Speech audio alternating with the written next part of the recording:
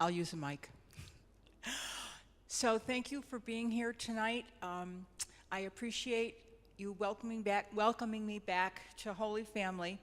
I'd like to open with a prayer. It's actually a psalm. It's based on Psalm 23, but it's by the author Joyce Rupp, and I read her prayer to you yesterday, Leaning on the Heart of God. So this is something that she wrote based on Psalm 23, and I just think it's beautiful, and it spoke to me when I knew we were going to be doing this presentation tonight. So if we can just take a moment and recall that we are always in God's presence.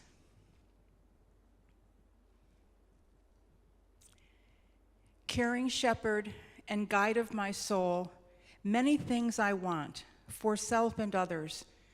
Freedom from worry, healing from hurts, financial security, health of body and spirit, sturdy relationships, lasting happiness, an end of needless suffering and sorrow, a peaceful planet where everything thrives. You assure me that I do not have to want.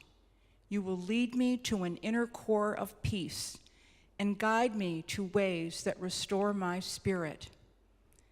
Suffering will serve as a profound teacher, a catalyst of empathy and understanding that unites all who sit at the table of life. You bid me come to you to release my fears and allow you to anoint my worries with trust, to let you lead me to your resting place where I can listen to your calm, assuring voice. No matter how dark the valley of tears, no matter how unending the turbulence, you are there with your embracing love. You are forever a reliant, caring presence. You breathe your strength into my weakness. You promise to be a peaceful haven. You are the home where I can always dwell in your abiding goodness and compassion. Amen.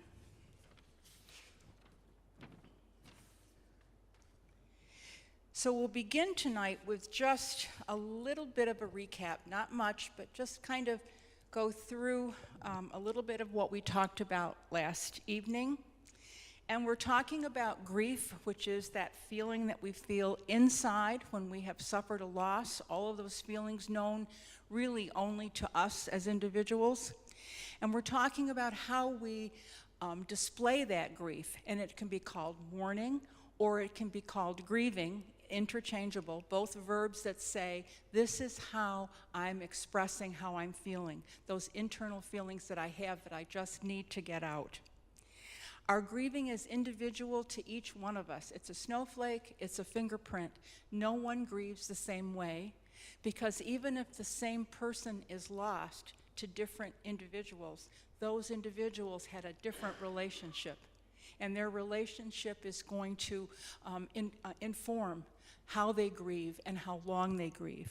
So grief is unique. It's unique to whether we're male or female, whether we're a child or an adult. It's the type of loss that we might feel, sudden and unanticipated, as with an accident or some medical event, or anticipated grief. We know the end is coming, but when it happens, it's just as hard. It's just as hard. And our age certainly will inform how we grieve and our relationship to the individual that has died. Joyce Kubler-Ross, who was the Swiss psychiatrist who wrote on death and dying, describes 5 stages of grief. And when you remember when she wrote her book, she was talking about the 5 stages that people go through who are terminally ill. And those stages were exactly the same as the kinds of stages we go through when we've had a significant loss in our lives. The loss of a loved one, a dream, a job, a beloved pet. These are the stages we go through. And remember, we said it's not linear. We don't go 1, 2, 3, 4. We don't necessarily stay in one stage very long. We can come in and come out. And remember the picture? Grief looked like this. It was not, okay, I'm in stage 1 for another week. Okay, time to move on to stage 2. You are going to respond to your grieving in the way you need to. The length of time it takes for you to grieve the loss of your loved one is the length of time it takes. There is no right, there is no wrong. And sometimes, I have heard people say, gosh, it's been a year. I don't understand why she's not, moving on. Well, it doesn't matter. That's not the issue. The length of time is unimportant. It's how we process the feelings that we're having. And whatever time that takes is the time that it takes. So there's no right or wrong.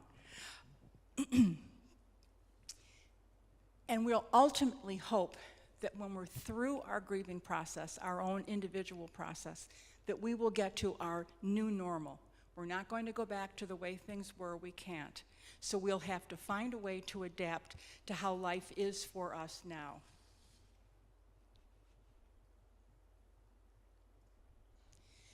Grief work is very, very difficult. It's hard. It takes hard work and courage, attentiveness, stick-to-itiveness. You have to keep at it to get through grief. It doesn't go away on its own. You really have to work at it to make it go away. So it requires us to be able to honor that grief. Know that we have had this loss, know that we will never be the same, and accept that for what it is. Accept that and honor it. Honor the person who has died, and honor ourselves for being able to make that next step and to go through that hole in our heart and come out the other side. Grief reflects the love we feel. And I think I mentioned last night when I went to the funeral home after my dad died, he had died at home, and we went through all the things that happen when someone dies at home with hospice care and so forth. It was a few days later, and it was the day before his calling hours, and the family was going down. So we were all together. I stepped into that room, into that funeral home, and I absolutely broke down. I could not stop crying. And I think it was just the idea that this was so final. And I think I mentioned the funeral director, who I used to babysit for. She put her arm around me and she said, Nancy, big tears mean big love. Big tears are big love. And that stuck with me, and I think it's true. We express our love in different ways, and it'll come out however it needs to come out. But grieving requires us to honor our loss, and also to remember that if we weren't deeply, deeply feeling about this person, we wouldn't have to feel like this. We could just walk away, it wouldn't matter. But how blessed are we that we're able to feel like that, right? What one of us would have given up the moments that we had with the person who has died? Given it up because it was going to hurt us later on when they left us. I certainly would not. That's part of life. So thinking about how important it is to just honor your grief and take the time to grieve, whatever that happens to be. Language, again, and I'll just mention it briefly, is important. Saying that, someone is, especially to a child, he's in another room, or he's sleeping, things like that can be normal activities that we all do, can really change a child, in particular a child's focus on what grief is. Make them really afraid. Well, if I close my eyes and go to sleep, am I going to go away like Grandpa did, So I think it's important that we use language that is clear. And it's also clear that death is death. There's no other word for it. When someone dies, they're gone. They're physically gone away from us. They're not going to come back. We're not going to be able to open our eyes and have them there the next day. So death is its own word with its own meaning, and there's no other good word to replace it. Sister Kathleen Osbelt, who founded Francis House, and I was blessed to work with her for 22 and a half years. She used to say, don't skirt around the issue. Be gentle about it, but use the words that are the words that describe what's happening. He died. You know, death came, and his physical self is gone. She was never one to try to soft pedal the reality. Always done in a kindly way, but done in a way that made it clear what was really happening.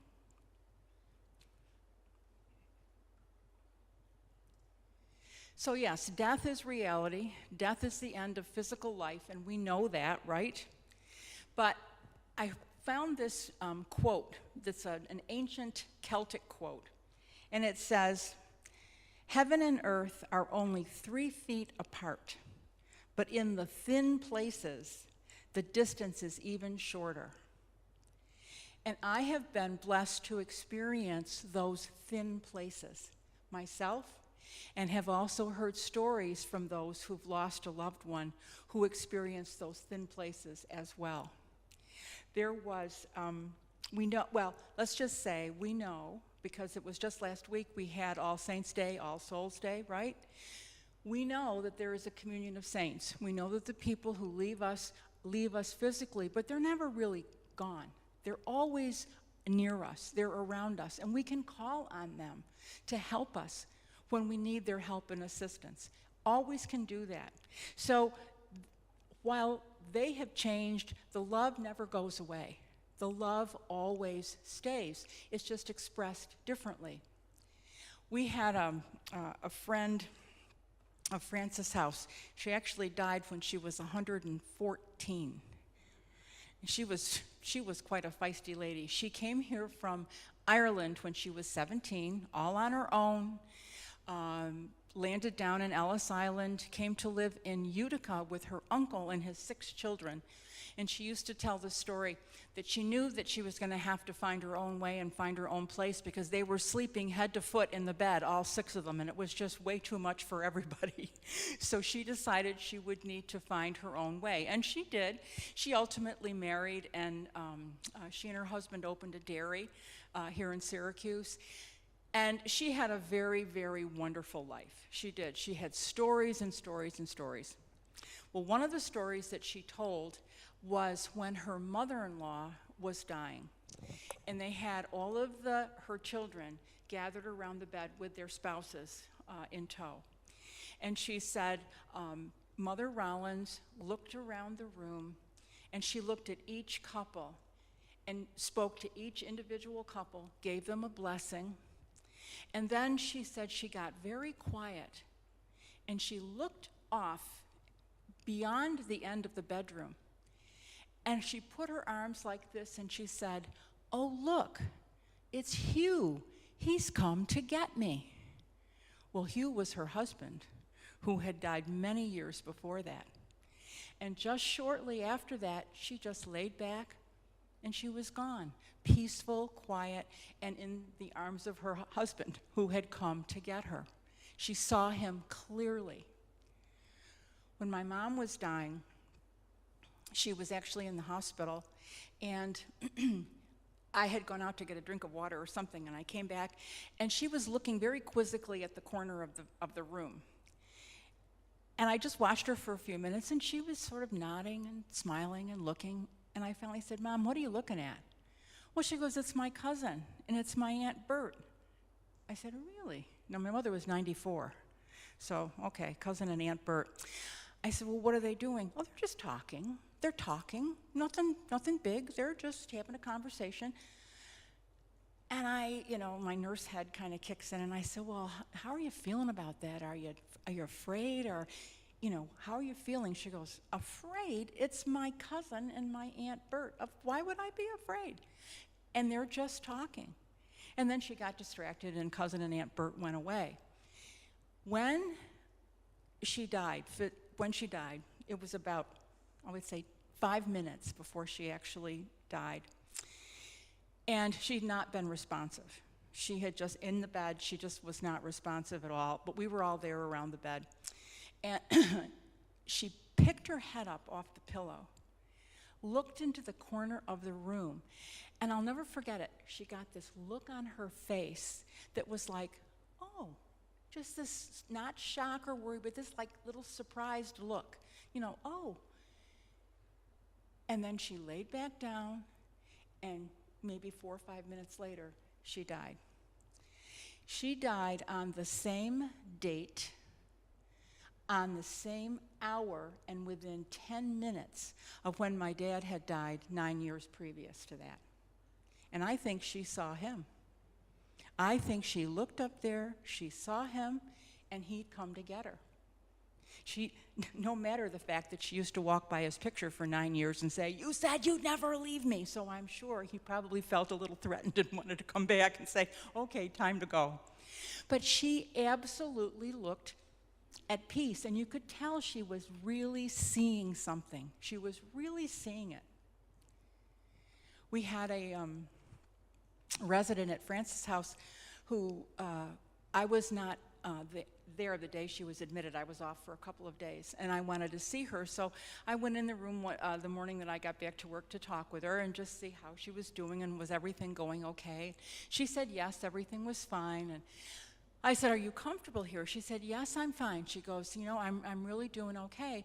She said, "My husband came to visit me." I said, "He did? Well, that's wonderful." Just chat. I went out to the desk to read her log to see about her relatives, and somebody said, "Oh, her husband died years ago. He's not alive." And I said, "Well, she said he came to visit her." They said, "No way, couldn't have happened." So later that day, I went back in just to chat again, and I said, "How did you know it was your husband who came to visit you? How could you tell that?" Not referencing the fact that he had died or anything, but just how did you know it was he? She said, "All the years we were married, 65 years, every time he'd pass my chair, he'd brush the bangs away from my face." And she said, "He came and he brushed the bangs away from my face." And she said, "I think he wanted to know I was okay." And she said, "And I am." So that she physically felt that. Physically felt it. And I'll tell you one more example of this thin place. After my father died, he and my mom used to go to visit my sister 2 or 3 times a year. It was Virginia Beach. They'd drive down there. It took a few hours, and they'd get there and spend a week or two. And after he died, it was on Thanksgiving Day in 2002. We didn't do anything throughout the holiday season or through the winter, but in the spring, I asked my mom if she wanted to take a ride and go down to Virginia and see my sister and just visit for a few days, and she said she would love to do that. So we did. We went down, and it was lovely. We were having a lovely visit. I had this dream, it was a dream, I think, where I was in this huge room, and I could see something that looked like a stage in the far back of the room, and there were lots of lights, and there was activity going on. I couldn't hear anything, but I knew there was something happening on that stage. And in front of it were just hundreds of people, like a big stand-up concert, and people, just standing there. I didn't hear noise or anything. I just saw these people standing.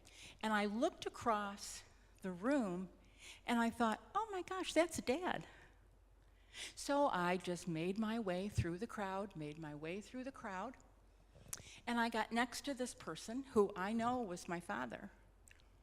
And I knew it was him because I saw his hands. He had very long, slender, distinctive fingers. And I knew those hands. So I stood there, and I felt his arm come around me, physically felt his arm come around me, saw his hand. I leaned up against him and just laid my head on his shoulder and just stood there.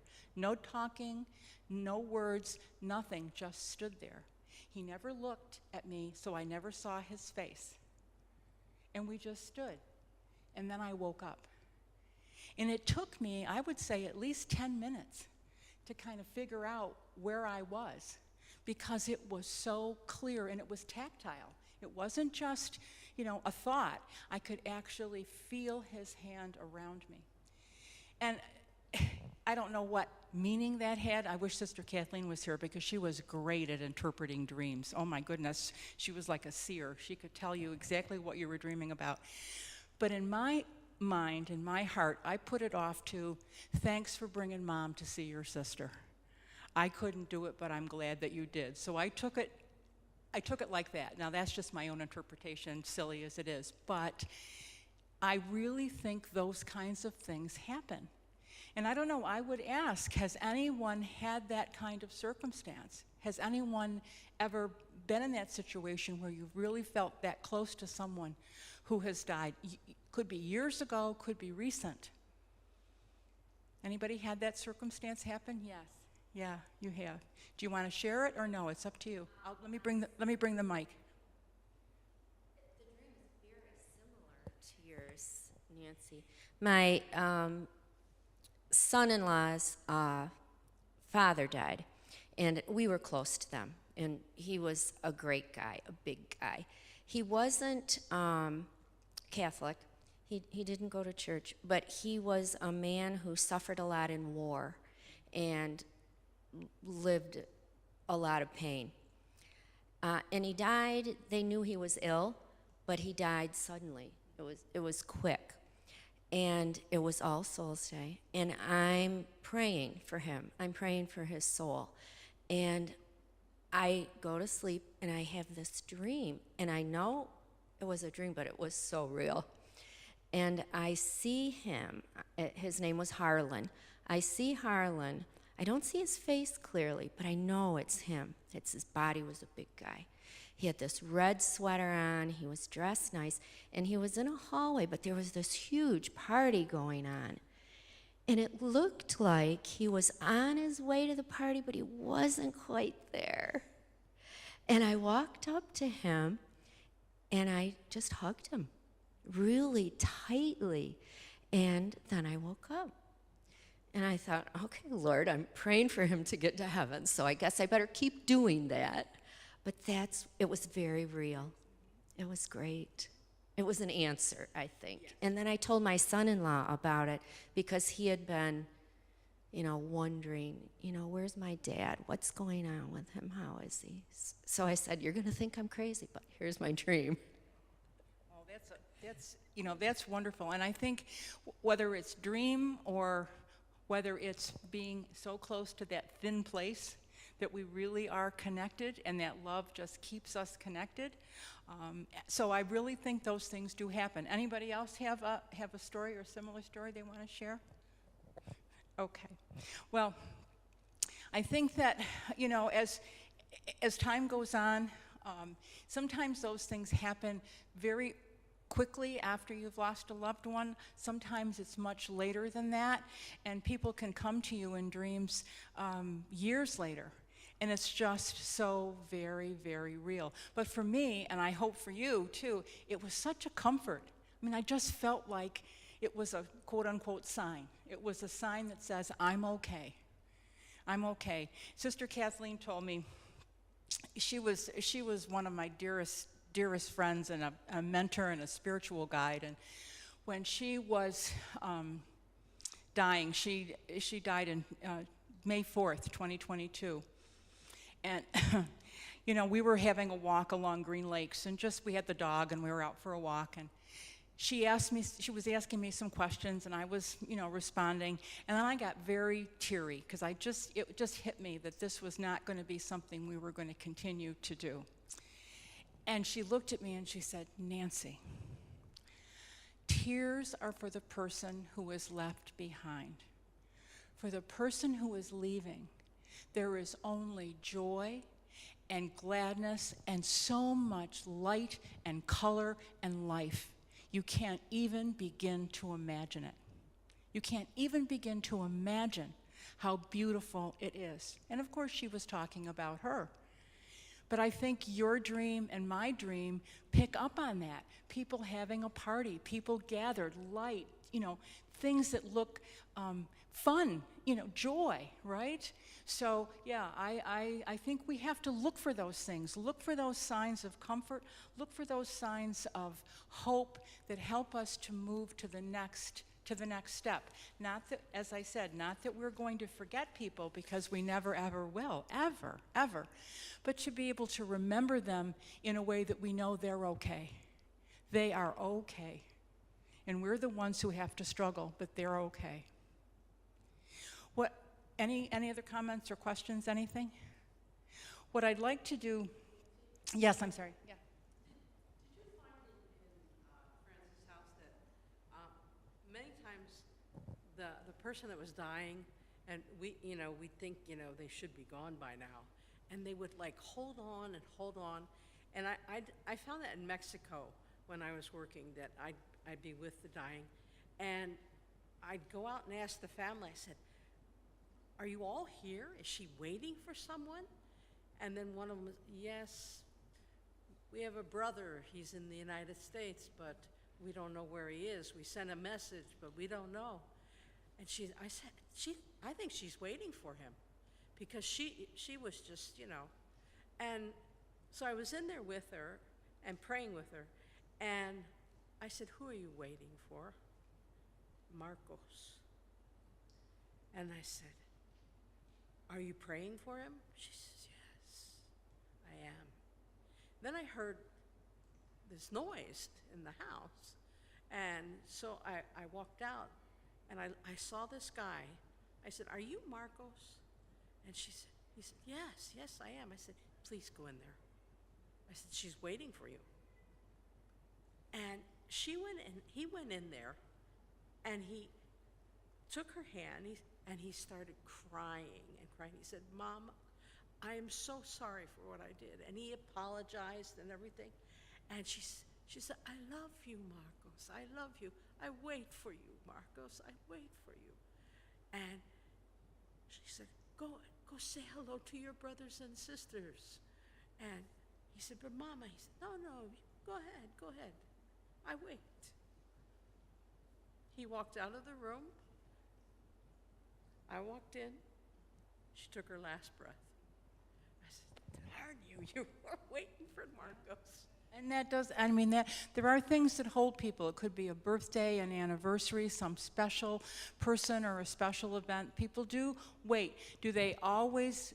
Are they always able to wait? No, because the body in its process sometimes does not allow that to happen. But very often it does happen. I remember, this is a little bit funny. We had a resident at Francis' house who, she announced to the staff this one morning, "Well, the bus is coming tonight at 8 o'clock.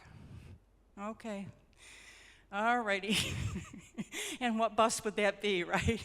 Sure enough, that night wasn't right at 8 o'clock, but it was later that evening. The bus came, and she went to heaven. So the bus, the Heaven Express came and picked her up, and off she went. But people sometimes they just know. They just know.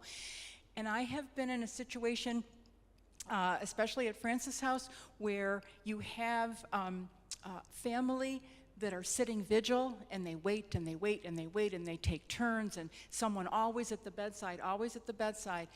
And then at the very moment that somebody gets up to go out in the hall and get a drink or take a step out or take a phone call, that's it. And there was a book, and I wish, it's called Final Gifts. And it was written by two hospice nurses, and I haven't read it in a long time because it was an early book early out when I read it.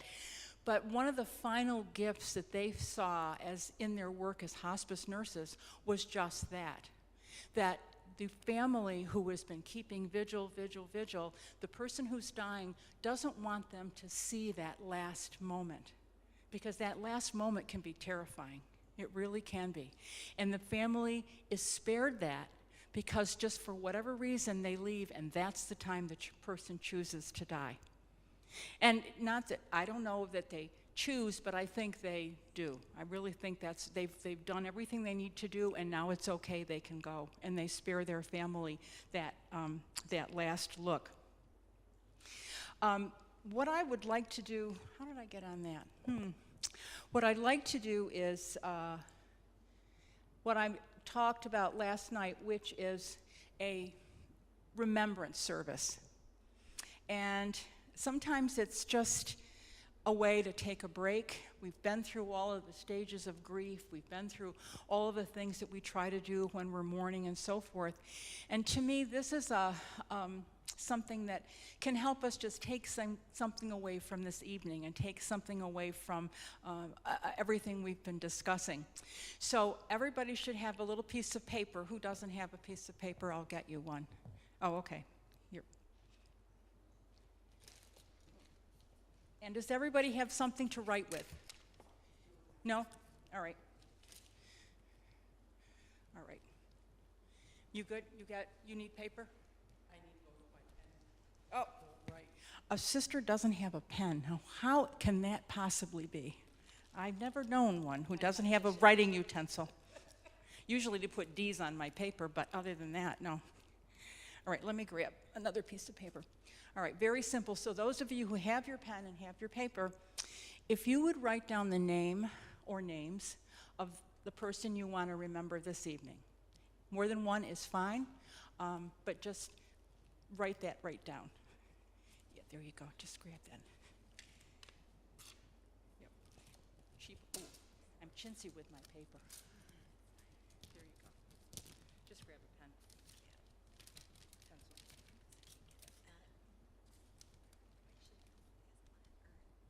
Thing.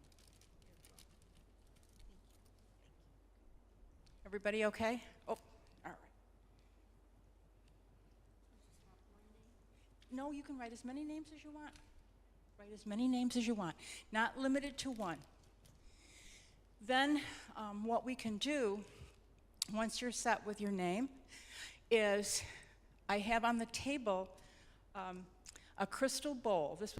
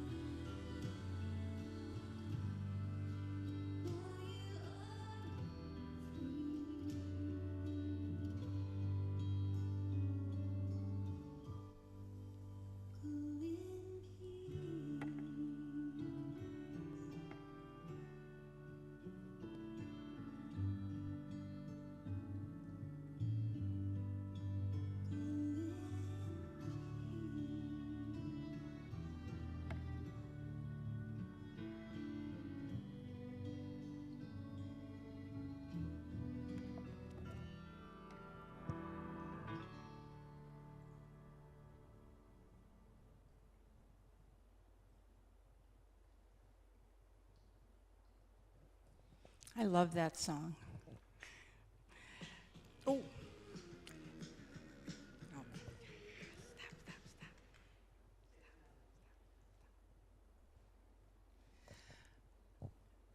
this is a very bad time to tell this story, but I'll tell you anyway.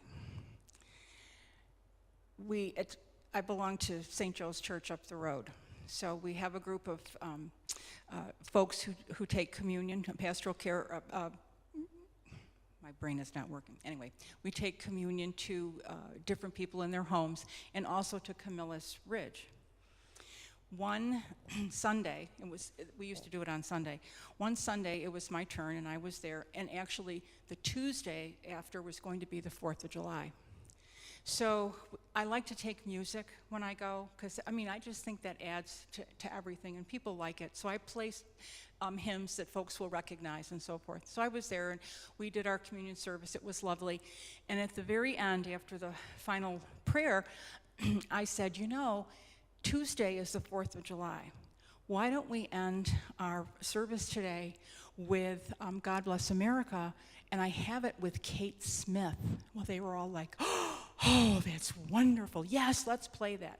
So I played Kate Smith, God Bless America, and everybody sang along, and it was wonderful.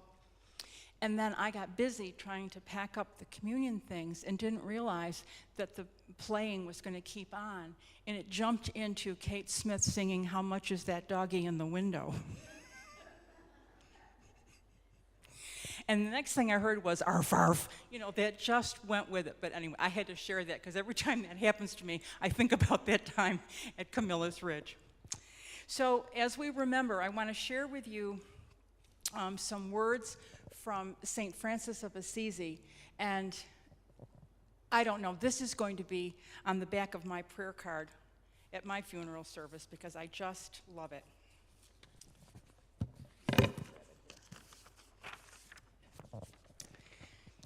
As you go, keep a clear eye toward life's end. Do not forget your purpose and destiny, and remember, what you are in God's sight is what you are, and nothing more. Do not let the worldly cares and anxieties obscure the divine light within you. If you open yourself to God, and God's plan is printed in your heart, God will open to you.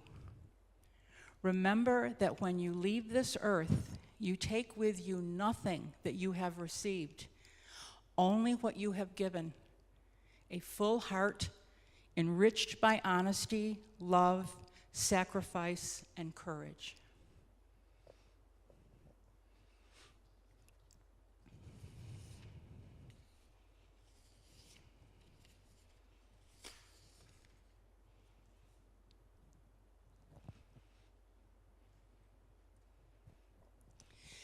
So those of us who have experienced loss and have experienced grief and have gone through the grief and mourning process can be a wonderful resource to people who are also grieving. Whether they've had more than one loss or whether it's a first-time loss, we have that individual experience that can help them on their journey.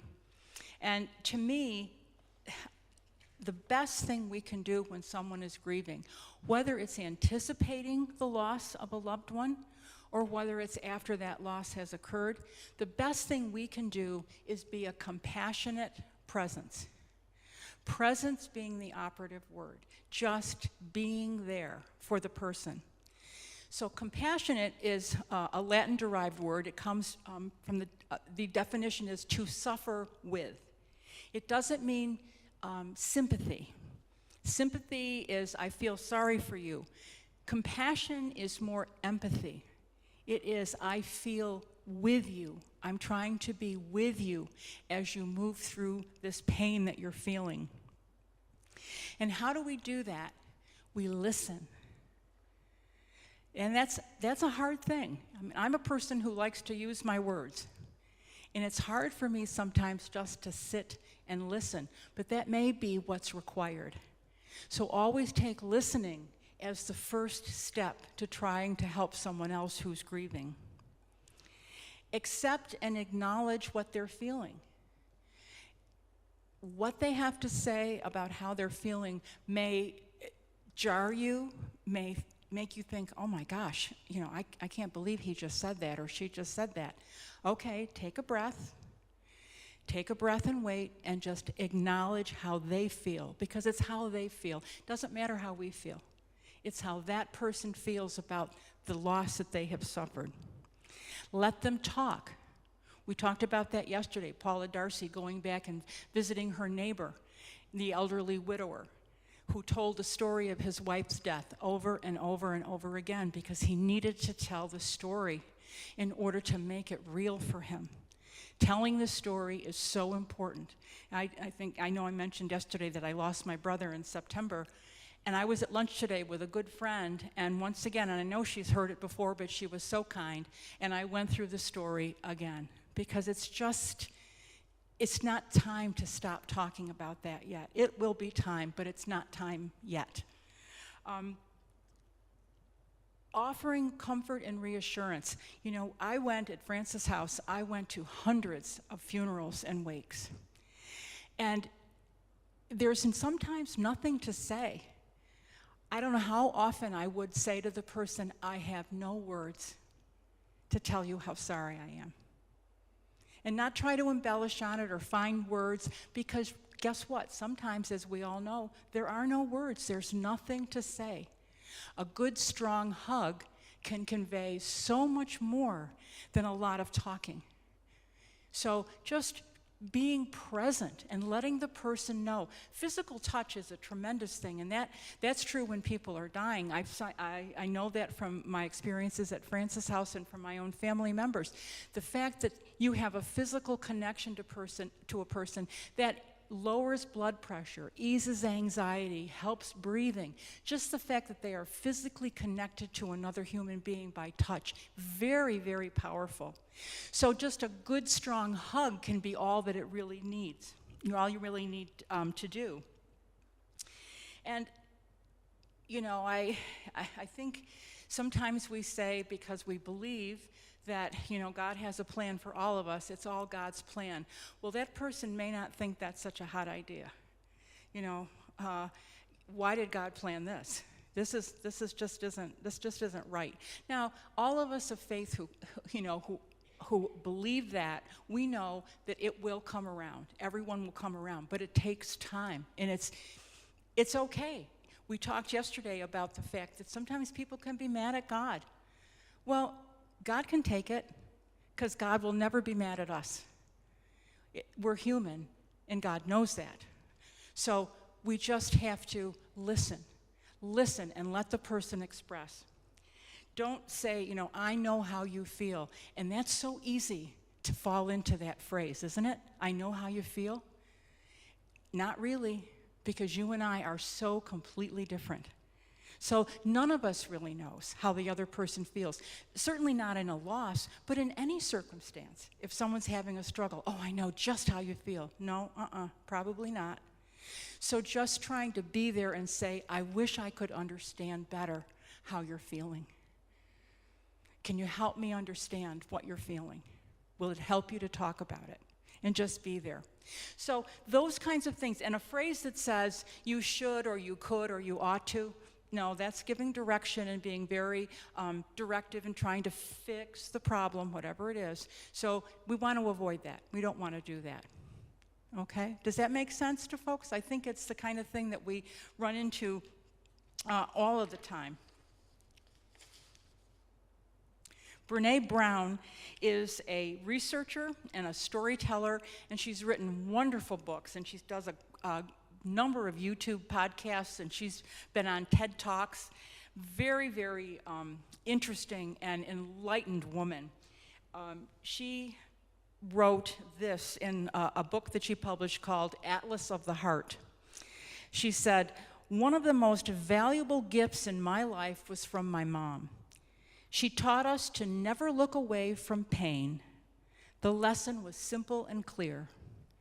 Don't look away. Don't look down. Don't pretend not to see hurt. Look people in the eye, even when their pain is overwhelming. And when you're hurt and in pain, find the people who can look you in the eye. We need to know we're not alone, especially when we're hurting." So sometimes it's hard to be with someone who's grieving. It's painful to be there, and it's hard to stay with them. But like we stay with our own memories and try to move through our grieving process, that is the way that we can help others do the same thing, for them to get through what they need to manage their grief and try to come through the other side. So this time of year, of course, no matter when the loss was, if it was this year, now we're into the first. The first Thanksgiving, the first Christmas, the first New Year, the first, maybe it's birthday, anniversary, a special event that will happen, whether we want it to happen or not, it will come, and we will be here to observe it. So how do we get through those firsts? How do we give ourselves the strength and the ability to do that? Well, there's a little excerpt I got out of a book. It's called The 5 B's for Getting Through the New Year While with Grief Pulling You Down. So the 5 B's, and they're kind of easy to remember. Be with those you love. When you're isolated or singular, it's much more difficult. Loved ones want to lift you up. They can bug the heck out of you, but they're doing it because they love you. They want to lift you up. Remember we said grief, and especially if you're angry, can be isolating. Grief can be isolating, so be with people that you love. Be realistic in your expectations for yourself and for others. If you're the person who hosted the Thanksgiving dinner every year, and you set the table and cleaned the house and got the turkey and did all the stuff, and then everybody who came brought the sides and all the dessert, maybe this year is not the year to do that. Maybe this year is the year to say, you know what, it can be at my house, but I don't think I have the energy to do that. Let's figure out a different plan. And those who love you and who are around you will be more than happy to figure out that plan with you. And be realistic of others' expectations of you. It's okay to say no. It's okay. Sometimes it's hard, but it's okay to politely say no if you really can't deal with it. It's all right. Be ready to do something different. Maybe it's finding a different hobby, something to occupy you, something to keep your mind busy that helps you determine within yourself you have other gifts and talents that you can use. You don't have to just be the person who makes the best turkey. You know, there may be something else that you can do. Find something new to do. And I hate to say it, but, you know, if you're of a mind to, a little 4-legged furry companion is a wonderful thing. I mean, they just really are. If you want to travel the world, don't do that, because forget it. You will not be traveling the world if you have a dog or a cat. But they can be such a life-giving force. They're nothing but 4 feet of furry, unconditional love. So no matter what kind of day you're having, they love you, love you, love you, and they're there to let you know that. So some people will get a dog, will get a cat, get another, some warm being that they really need to have and hold on to. I keep talking about my mother. She was a beauty.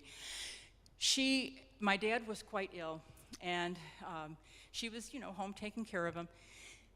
Their little dog, they had a little Shih Tzu or some kind of a little white dog that was old, and you know she had to be put down. So off Frosty went to the vet, and my mother was heartbroken. She loved that little dog. She had a habit of walking in the Marcellus Park. She lived in Marcellus. She walked in the park every day. And this one day, she was walking, and she met 2 friends and had a lovely conversation. Came back home. I stopped by her house that evening on my way home from Frances' house, and I said, "Geez, Mom, how are you doing?" She said, "Nancy, I got a dog." I said, "You did?" "Yes, it's a miniature schnauzer. I've always wanted a schnauzer." I thought, oh, dear Lord, a miniature schnauzer. Here she was, 80-something. I thought, this was going to be fabulous, you know, a little dog. So I said, "Well, that's good, Mom. When are you going to get her?" It's him. "I'm going to get him tomorrow, or her. I'm going to get her tomorrow." I said, "Okay." So I stopped by after work the next day. I did not see a miniature schnauzer. I saw a miniature dachshund. All right, both from the same part of the world, but 2 totally different animals. And this little dog was 6 months old and ferocious. I mean ferocious. You entered the house, rawr, she thought she was a lion. She was unbelievable. But my mother loved that dog, and that was her companion, her only companion. And after my dad died 6 months later, now she had this year-old miniature dachshund who never left her side. Wouldn't sleep in the bedroom with her. Mom would go, get into bed, get all tucked in. The dog would put his head in the door, make sure everything was fine, and then go sleep by the front door in her bed. I think she just wanted to be sure she's there, she's the guardian, no one's going to get in the house, you're okay. And she was wonderful. My mother walked her 3 or 4 or 5 times a day. Wonderful companion, wonderful companion. And when my mom died, some people get a condo in Florida. Well, I got Shotzi.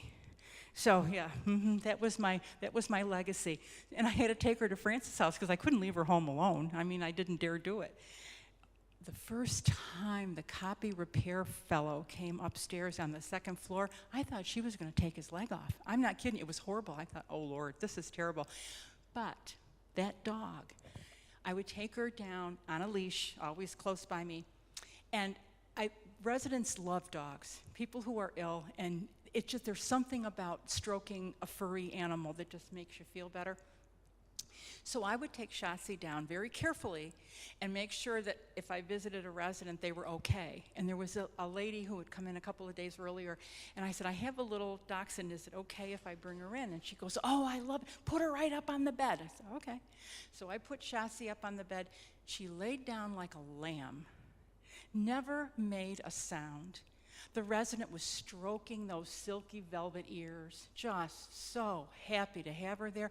Shotzi was an absolute angelic animal. I thought, oh, Lord, St. Francis has come in and blessed this dog. I can't believe what she's doing. However, as soon as we left the room and the copy repairman was leaving, well, that was it. All she wrote. If I hadn't had her on a leash, he'd have carried her off on the back of his jacket. She was terrible. She went crazy. But it's because she wasn't socialized. After we had her a while, she was good. She turned out okay. But yeah, so a little furry companion can also be very helpful. Or, traveling, things that perhaps you couldn't do. You join a travel group or a book club, or find some activity that's different to get you through this period of time. And then being open to helping others. There's nothing better to increase your endorphins and your feeling of good inside than to do something for someone else and know that you're helping someone who needs it. Whether it's taking meatloaf to the neighbor who's sick, or whether it's volunteering. I mentioned yesterday about my brother changing his volunteers to Meal on Wheels and the VA.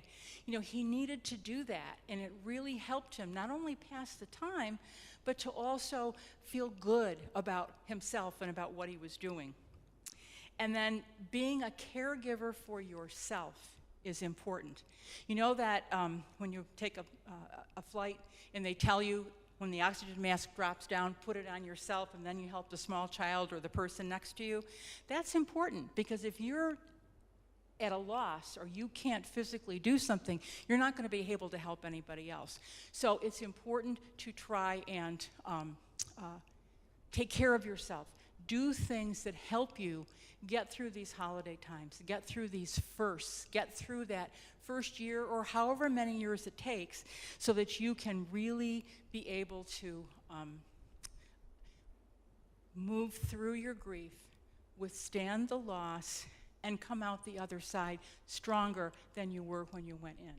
And as I said at the beginning, that takes work. It doesn't happen easily, it takes work. So what are some of the things that you can do for self-care?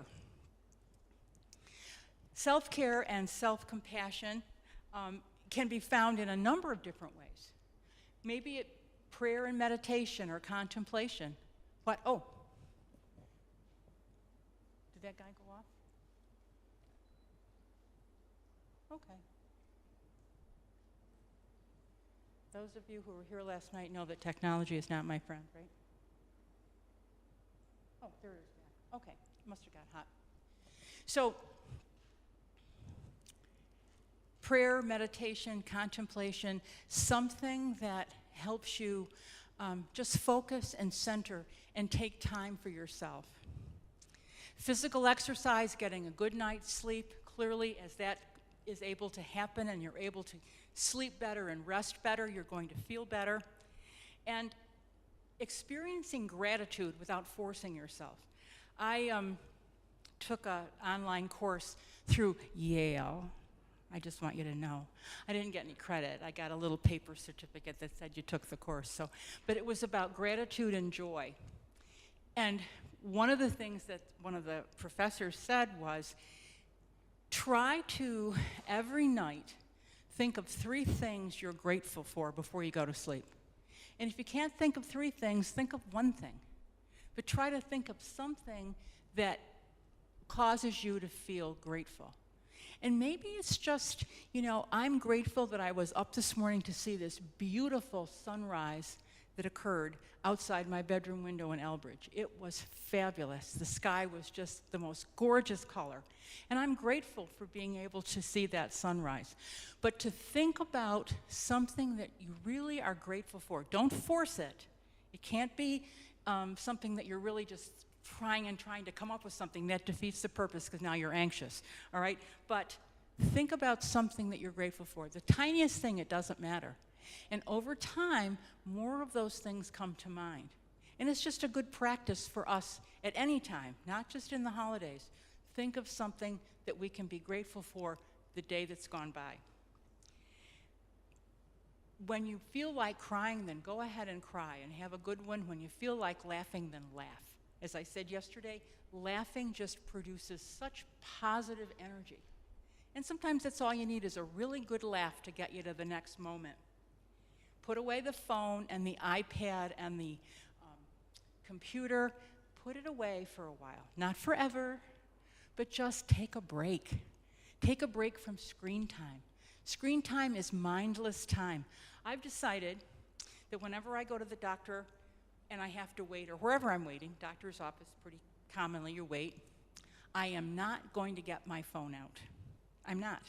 I'm not going to read a magazine because I don't know, I'm kind of have a phobia about touching all these magazines. I don't like to do that. So I'm just going to sit there, and if I just have to say a silent rosary, whatever I have to do, I'm going to do it. But I'm not going to look at my phone because every other person in that waiting room is focused on their phone. No eye contact, no hello, no, oh, hi, how are you? Not like years ago, you'd say, hi, how you doing? Right, not anymore, because everybody's like this, right? So take a break from electronics and give your mind a chance to really think, not just be reinforced with whatever somebody's showing you. And show compassion toward others, we said that, and surround yourself with people who care about you. Surround yourself with people who care about you. Questions, comments, additions? Anything? Oh, you were so good. Oh my gosh. All right, then we're going to change gears because I did say to you that one of the things I wanted to talk about tonight is advanced life care planning or life care planning.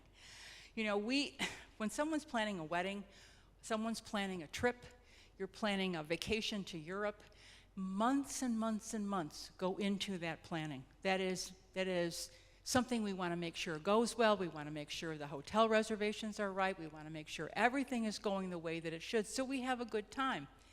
We don't really think too much about how important it is to perhaps make those same kinds of plans as it has to do with how we want the end of our life to be. And we're all going to get there, and we don't know when, but we will. We will all get there. So life care planning, using your personal values to determine how you want things to happen at the end of your life, is what will become your plan of care. It becomes your goals of care. We ask providers, certainly, to talk to people who have long-standing chronic illness, to talk about what do they want for the end of their life, what kind of medicine or whatever do you want.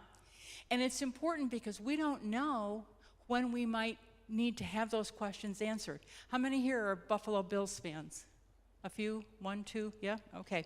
You remember last February, Damar Hamlin, young, athletic, 20-some-year-old, perfect shape, very, very strong, dropped down on the field unconscious.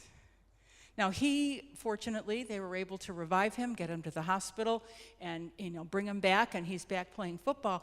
But I thought, when that happened, my first thought was, I wonder if his family knows what he wants.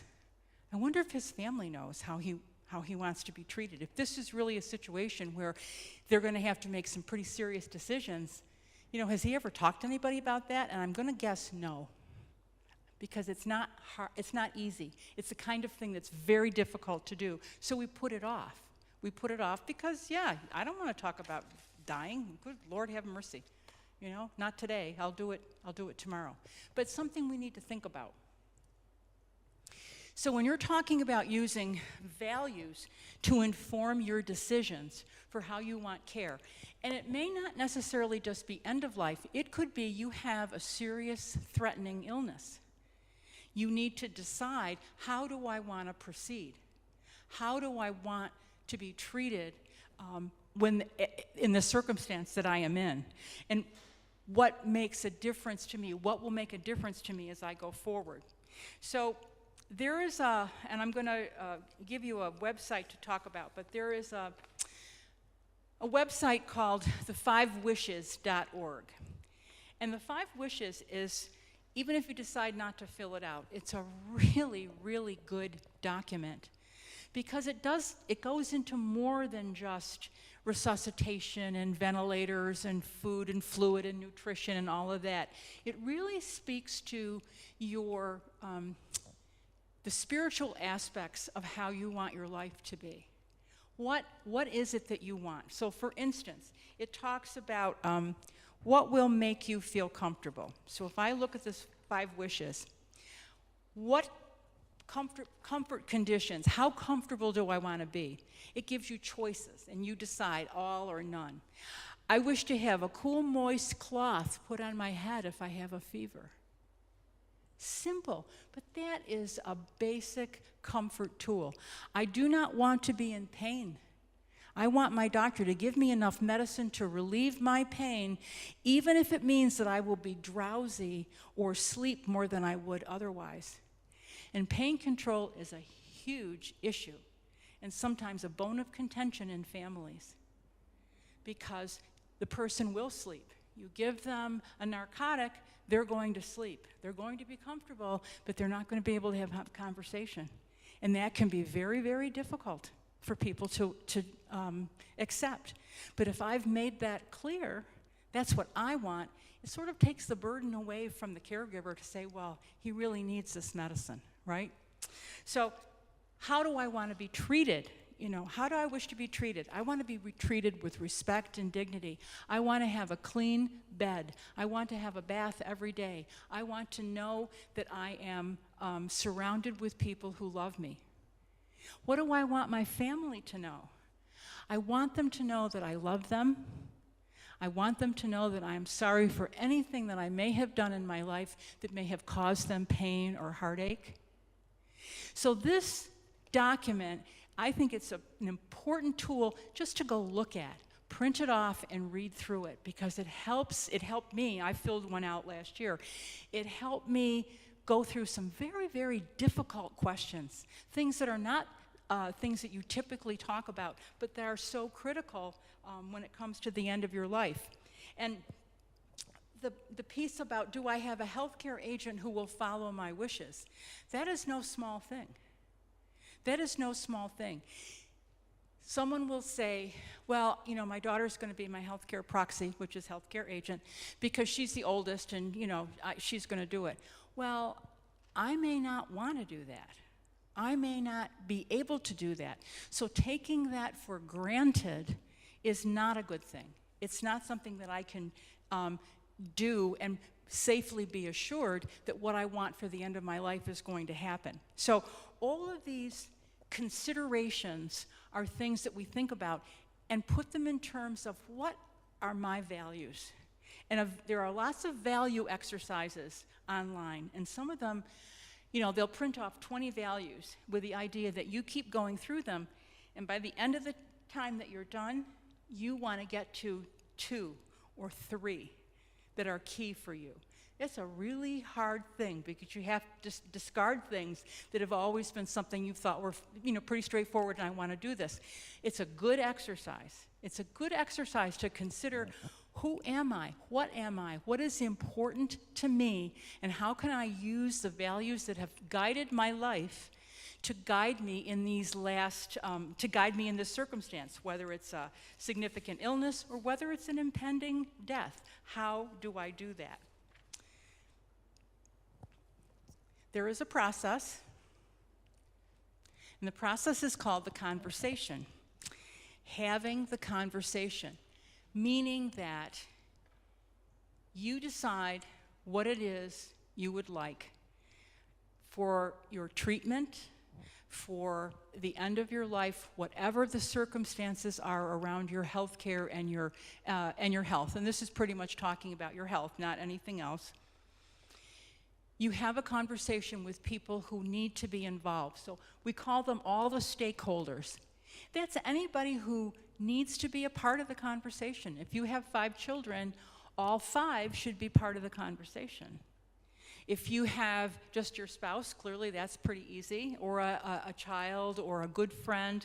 But anyone who has a stake in how you're being treated and how things are going forward should be part of this conversation.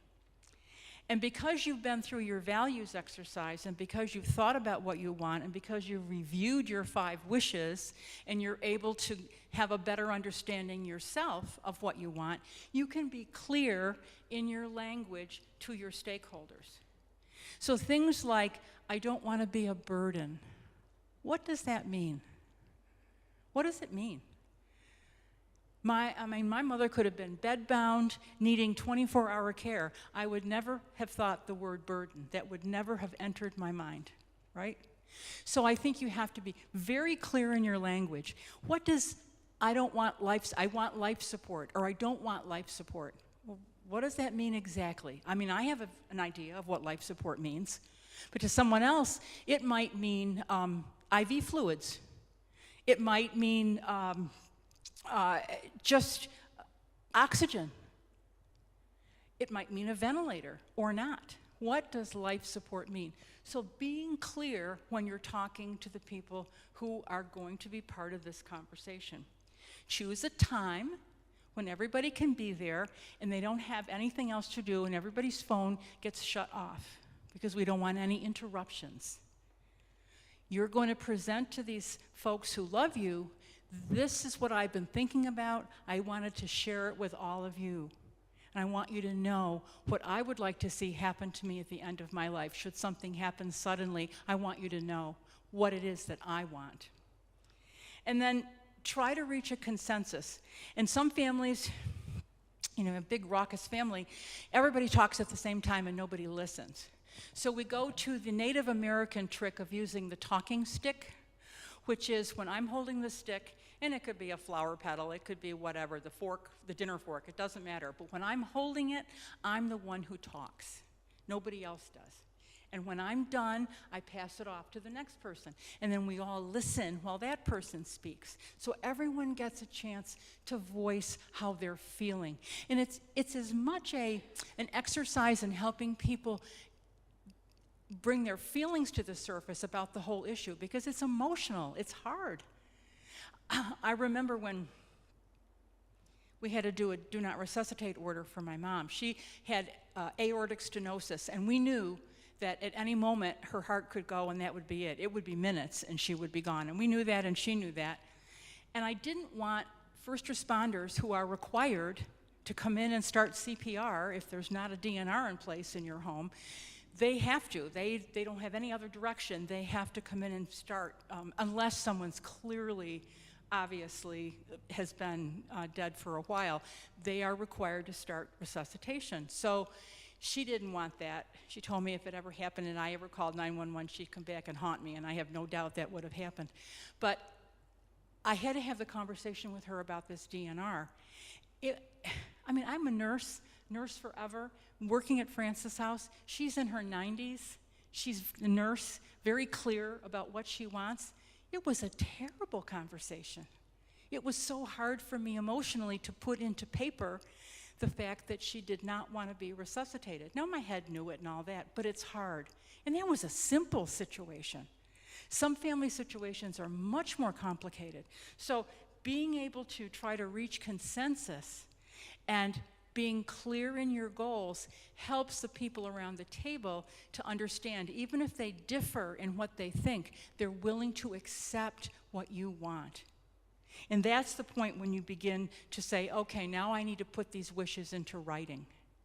We've decided, everybody's clear on what I want, it is time to put this into writing. And how do we do that? Well, there are documents. Now, I'm not an attorney, so I'm not going to go into and answer a bunch of questions about the documents because I'm not legally prepped enough to do that. But what I will say is that each of these documents has a necessary piece that everyone should consider. We should all have a will, regardless of our age. We should all have a will. And usually when you do a will, especially if you do it with an attorney, they'll do a living will within it. So you begin to identify those things that are important to you, what you want, what you do not want in terms of resuscitation and all of that. There's also in New York State a form called the MOLST. Has anybody seen that? It's a pink form. And if you're seriously ill and in the hospital, typically someone will approach you or your family about signing a MOLST form. And that stands for Medical Orders for Life-Sustaining Treatment. And it's more than just a do not resuscitate order, more than a DNR. It really goes into the level of resuscitation, fluids, hydration. It's very, very clear. And the healthcare provider, maybe it's a nurse practitioner or a physician must sign it, will go through each piece and explain it to you, explain it to your family, and so that everyone has a clear understanding of what that means. When my brother was in the hospital and we knew he was very ill and was not going to get better, we requested a MOLST form be filled out because he wanted to be clear when he went home what it was he wanted. And he did not want to go to the hospital. He did not want to have resuscitation. When his time came, he was ready, and he was ready to go. He told us that over and over. So he had a MOLST filled out, and we tacked it up, and it was on the refrigerator. So had anything happened, we knew immediately we might call an ambulance, or we might have to for some reason, but they would not resuscitate because he had made it clear he did not want that. The 5 wishes, I told you about that, and I'll give you the website that you can go to find that. I can't stress enough what a good document it is. And I'm pretty sure they still do this, but when Sister Kathleen was talking about this to me a number of years ago, all of the sisters fill out, they all fill out a MOLST form. They all fill out the 5 wishes. They do it all. They have it all done, all ahead of time. And it doesn't matter their age, it's just that's what they do. And then every year, you review your documents, because you may change your mind. You know, what you say today may not be applicable in a year. So it's important to keep those documents up to date. Any questions about those? When you are selecting a healthcare agent, that's a really important thing. So you want to think long and hard about that. In New York State, your healthcare agent needs to be 18 years or older. I read somewhere it says Colorado, they have to be 21. But in New York State, 18 years or older. And you want to make sure it's someone who doesn't have a conflict of interest. So it can't be the nurse in your doctor's office who's your healthcare proxy. That doesn't work. It should be a close friend, it could be a relative, it could be a sibling. Although I would never give my sister my healthcare proxy because, not sure what would happen after that. No, I'm kidding. It would be fine. But it should not be someone who has potential conflict of interest. It's someone who, A, understands what you want, B, will carry out your wishes when you are unable to do so. That's when it comes into play. That person does not override your decision. It's only when you are unable to carry out your own wishes does that healthcare agent come into play. But important to have one and also have a secondary in case the first person either cannot or at the time will not uphold what you have said. You have to have someone else who's going to be able to act in your stead. Does that make sense for folks? Any comments about that? Okay. So I'm going to wrap this up tonight. You've been fabulous. And I want to leave you with a special blessing. And it is called 12 Magnificent Gifts. And I'm going to find my little paper so that I can read them to you. I think I am, anyway. Well, I am. Hold on.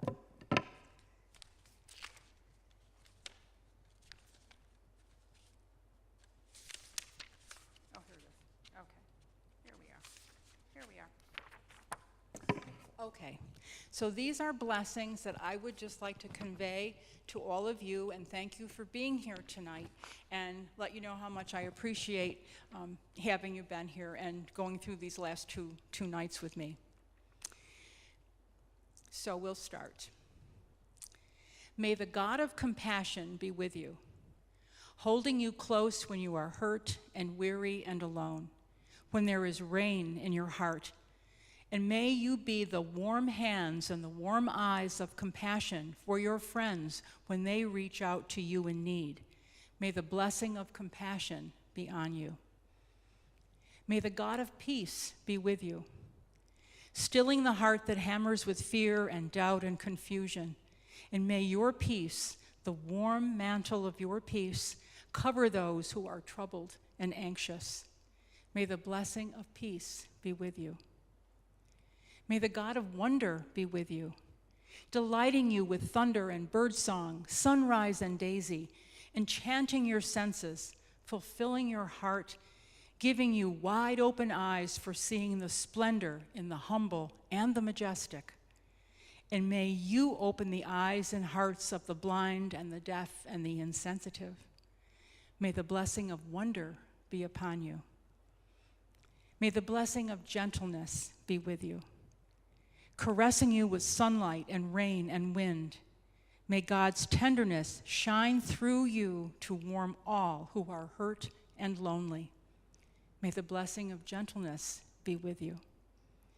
May the blessing of strength be with you, holding you in strong, fingered hands.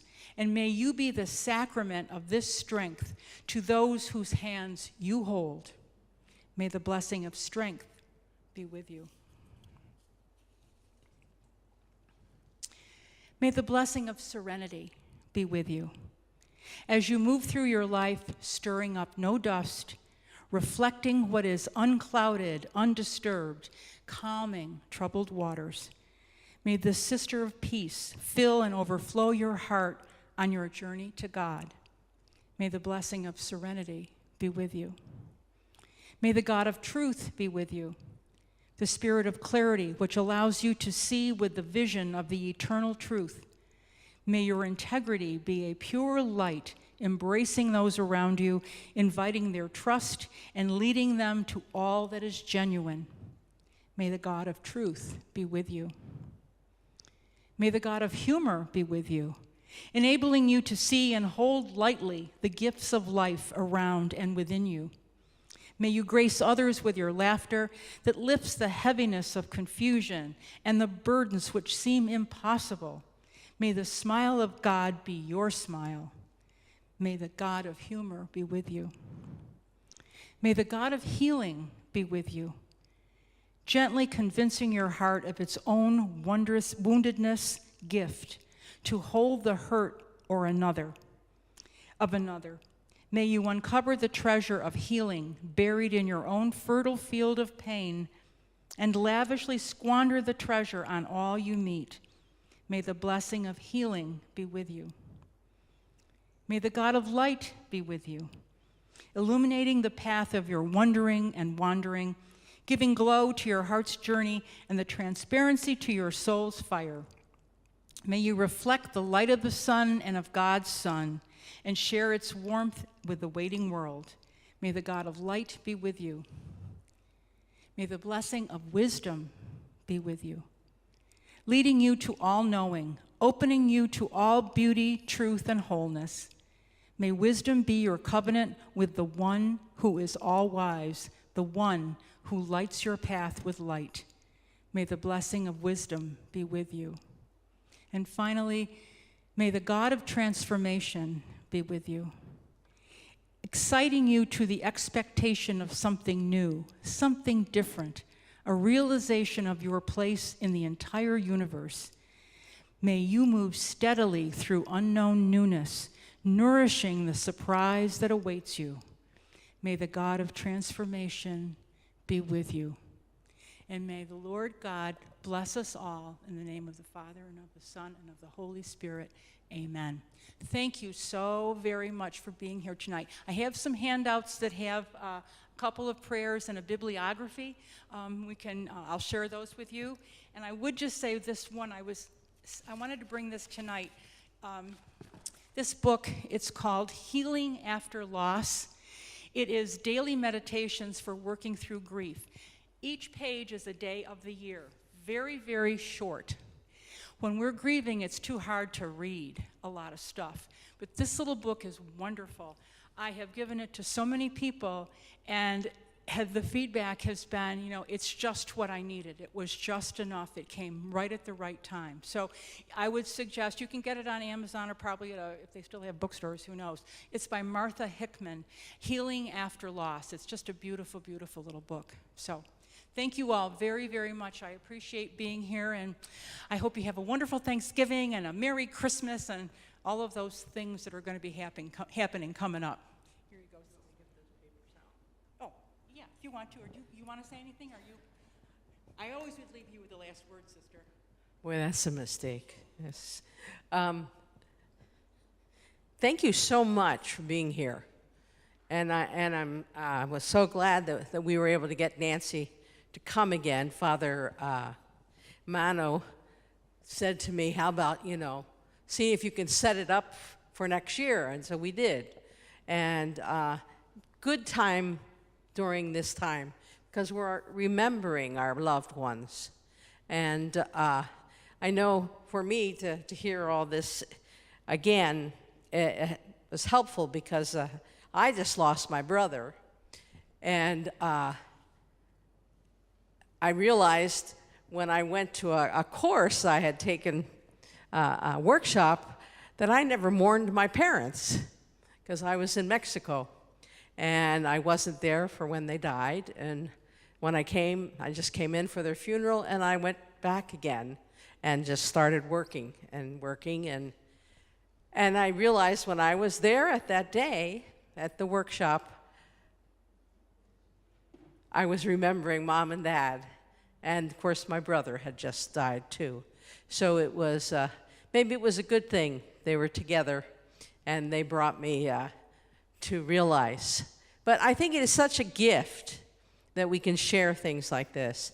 And we, are hoping that now after this, we can start another group, if you would like to start a new group of those who want to come together and perhaps be able to express their grief, to talk about what they're mourning, what they're missing, who these people are and everything, so that we can share it with you too. So I will be putting in the bulletin when we would begin, and if anyone feels that they would like to come. But I would ask, what is a better time? Is it in the evenings or is it in the afternoon? Because there was a group when Sister Kathy was here, and they used to meet in the evenings. But they had been meeting for quite a while, and they actually, most of them got to the point where they had gone on with their lives. They were finally going out where they had been staying home all the time, and they were beginning to go and visit friends once again, and stuff. So they had worked through much of this. And so if anybody so feels that they would like to start a group where we can come together and share this love that we have for the people that are gone, and just, you know, talk about how we're feeling, okay? So if you would like to, just, you know, drop me a line or call me, say, hey, sister, you know, 4 o'clock in the afternoon is good for me, or 7 o'clock, or 6 o'clock, whatever time is best for you, to let me know, and we'll see if we can begin a new group, okay? So you know that you're very welcome. And I want to thank Nancy again for coming and sharing, and let's give her a good hand there. And how much is that doggy in the window? Oh, no, thank you. God bless you. God bless everybody. Have a safe journey home. Dark, dark, dark, so we want to be careful. Oh, it's so dark. But good to see all of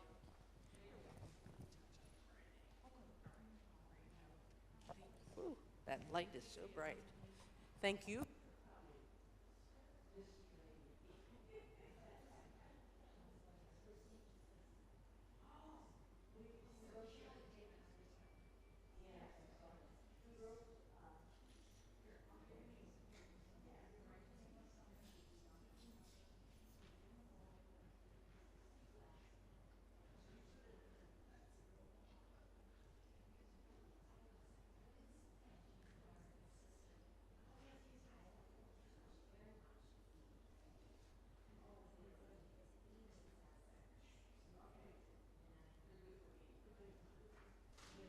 I have a lot I can share.